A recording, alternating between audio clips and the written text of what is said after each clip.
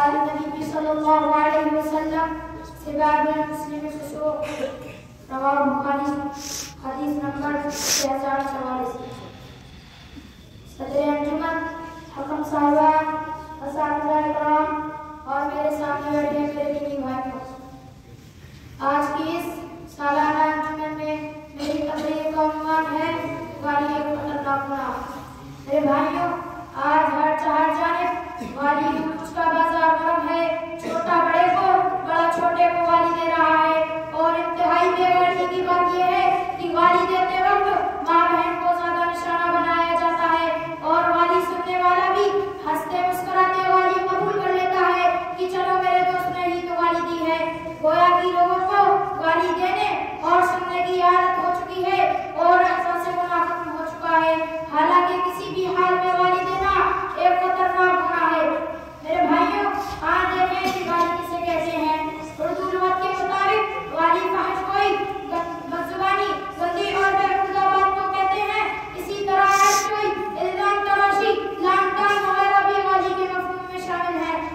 आइए देखिए कि मज़हब इस्लाम ने वाली देने वाले के बारे में क्या कहा है। चुनांचे अल्लाह के नबी सल्लल्लाहु अलैहि वसल्लम फरमाते हैं, सिबाबुल मुस्लिम फुसूक, मुसलमान को वाली देना फिस्क यानी कि गुनाह है। इस हदीस का मतलब यह है कि मुसलमान का वाली देना या मुसलमान को वाली देना ये दोनों ही फिस्क में शामिल है। और फासिक के बारे में कुरान का फैसला है, फ़इन्नल्लाह ला यर्ज़ा अनिल कौमिल फ़ासिक़ीन, या बिलाशुबा फासिक लोगों से अल्लाह रब्बुल आलमीन कभी राजी नहीं होता। सूरह तौबा आयत नंबर 96। और एक दूसरे मुकाम पर फरमाता है, फ़हल युहलकु इल्लल कौमुल फ़ासिक़ून, बस फासिकों के अलावा और कोई हलाक न किया जाएगा। सूरह क़फ आयत नंबर 35।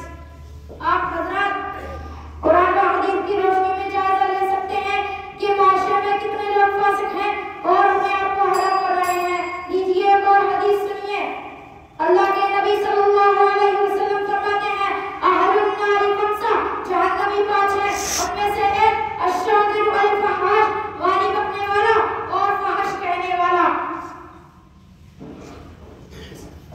सही मुस्लिम हदीस नंबर 2865। सुना आपने, अल्लाह के नबी सल्लल्लाहु अलैहि वसल्लम ने इस हदीस में गाली बकने वाले को जहन्नम में करार दिया है। गोया कि गाली बकने से आखिरत तबाह और बर्बाद हो जाती है और गाली बकने वाले की दुनिया में भी कोई इज्जत नहीं रहती। आखिर में मैं अपनी तकरीर को यहीं से खत्म करना चाहता हूँ।